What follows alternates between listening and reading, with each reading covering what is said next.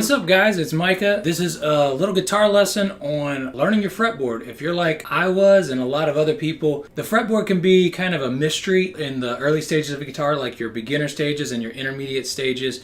You can do, a lot of times you can play songs, you can do a lot of things, but you're not really sure how to navigate your fretboard. So you end up learning a bunch of scale patterns and boxes and stuff like that.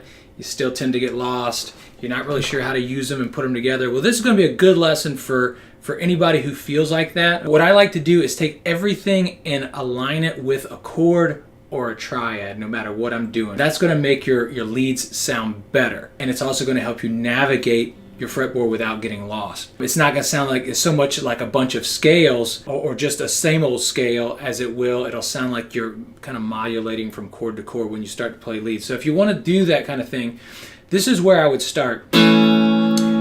Getting used to, first off, one triad. Getting used to a triad. Now, there's a bunch of triads, but get used to one at a time is a big thing. So this is the first one that I would recommend because it's pretty simple.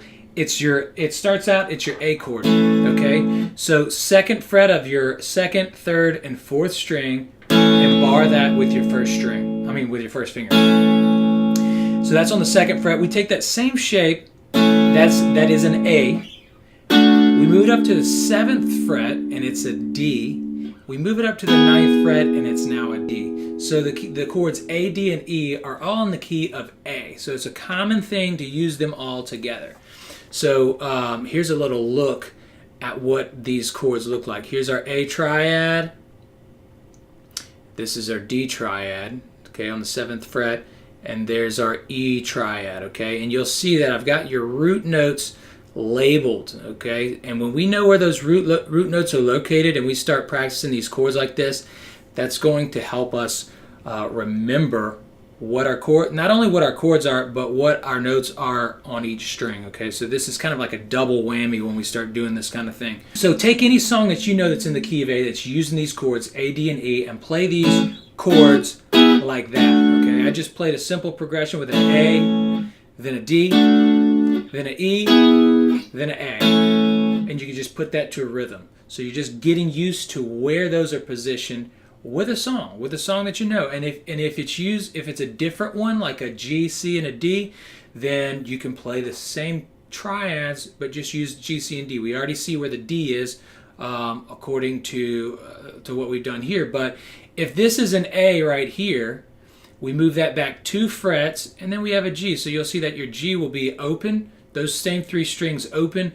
We could also do those same 3 strings right here on fret 12. That would be a G, okay? So that would be a G. Now this is a D, okay?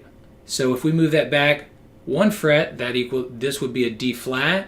We move it back 2 frets, this would be our C. So we could play open for our G, we could do fret 5 for the C, and fret 7 for the D, okay? So that would be your chords, and that's how you would find yourself. Let's just say if you know a song that's in a different key, you could use this same idea on those songs.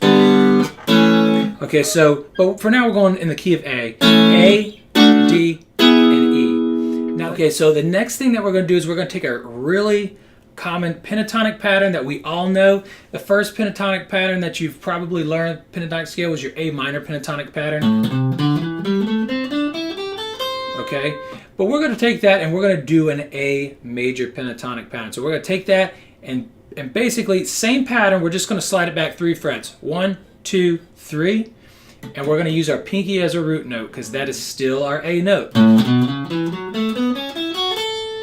And that's going to be this pentatonic pattern right here, okay? Now as you can see, right here would be our chord, our triad that we're using.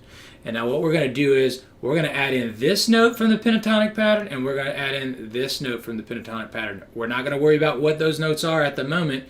We're just going to know that they're in this pattern, okay? So we're going to play this chord, and we're going to play these 2 notes. So this chord and these 2 notes, okay? Then when we come to D, we're going to play this chord and these 2 notes. And when we come to the E, we're going to play this chord and these 2 notes, okay? So just so you know what we're doing, and the pattern is of what we do. You can do whatever you want, anything you think sounds cool, But this is the idea. You're learning where your chords are in new places and a piece of the scale that goes along with the chord. So A, okay, then to the D, E,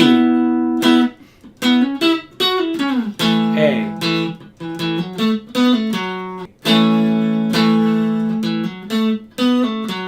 okay, then to the D, E, A. Okay, and you can do any progression, any key, anything like that. It will all work, and it will always work, and it'll sound pretty cool, and you won't be stuck at the end of your fretboard. You're also not going to be stuck only playing bar chords or anything like that. You're going to be able to noodle around while you're playing chords. It becomes really fun. It makes guitar playing really fun.